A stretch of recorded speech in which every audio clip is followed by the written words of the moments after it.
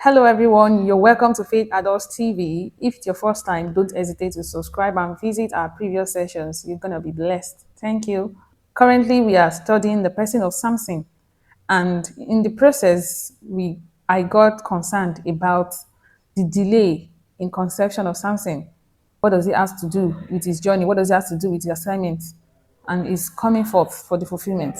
The answer I got was very educative, and I'm going to post it here for everyone to see. It was not commented. I got it as a DM. So I'm going to screenshot and post here so that we can go through it to learn as well. Some of the things I was thinking could be the cause of the delay was mentioned in that response. And I thank God for the spirit of wisdom that enabled the person to give an answer that is. She gave an example of another person in the Bible that his conception was delayed and he was also born for a major assignment, the person of Samuel. And in that response, I know that this is something entirely, but it is relating, I don't want us to digress any further. We've been recently I got an insight that sometimes when we experience some unpleasant situations or challenges, and it seems as if prayers are unanswered, it seems as if you are not heard, or seems like you're forgotten, it is not that it pleases the Lord to make you go through those experiences, but He allowed those things to happen because it will be useful in the destination. Not a wicked father. Sometimes He allowed those things to happen because in that journey, when you get to the destination, the experiences you have will be useful at the destination so that you will not be crashed in the destination. So the journey has to make you go through some experiences that may not be pleasant, but will make you stronger. So in all of it, the joy you should have is that you have a father and you have a God who sees and knows. He cares about you and he knows everything you go through. So you shouldn't be down. You shouldn't feel discouraged. How they felt in the process of waiting when they are praying, especially Anna, the mother of Samuel. According to the example, another example I was called to in that response I got. We heard of how Anna kept praying, how she was mocked. Those experiences are not pleasant. It takes grace to wait, to keep trusting. So we know how much those waiting experiences can be. And sometimes, as I've said, the Lord wants to bring something out of it.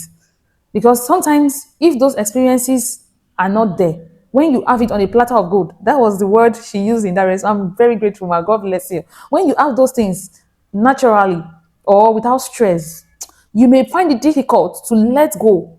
Let's assume that Samson's mother did not wait. They don't have to wait. They just conceive the baby and everything. They might believe that, oh, it is their own doing. They were smart. They were calculative. So they have the child at the right time.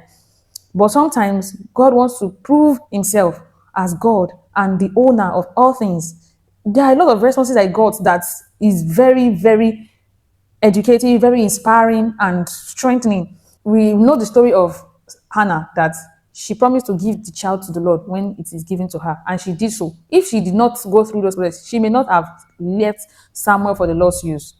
So as for Samuel, because they were being informed ahead that there will be a child, they were aware. So they couldn't withhold Samson from the Lord's use. They couldn't withhold him from what God wants to do through him. And we know that parents can be very careful sometimes. Even when he was about to mingle with the Philistines, like about to marry, this will lead me to another question. I hope I'm not asking too much.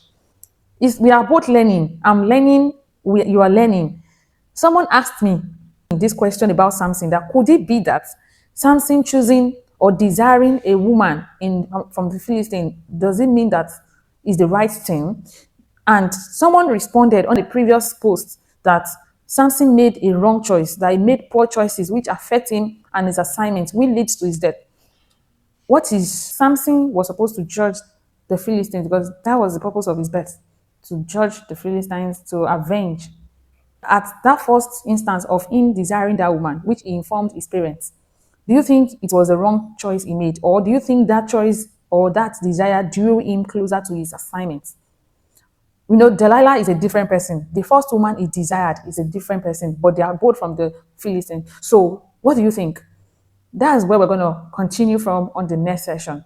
Do you think choosing or desiring that woman whom he wanted to marry legally before was cheated when he wanted to go and pay the bride price to get married to the woman he loved at first. He was cheated, he was played, you understand, before he later desired Delilah, who is a prostitute. So do you think that first choice of desiring that lady, was it a wrong choice? Is God happy about it? In Judges chapter 14, verse 4. Let's check that verse and let's give our response. Because the person that called my attention to that said that the Lord is not in agreement with that choice. But I felt like, let me not say what I feel. Let's see to it together.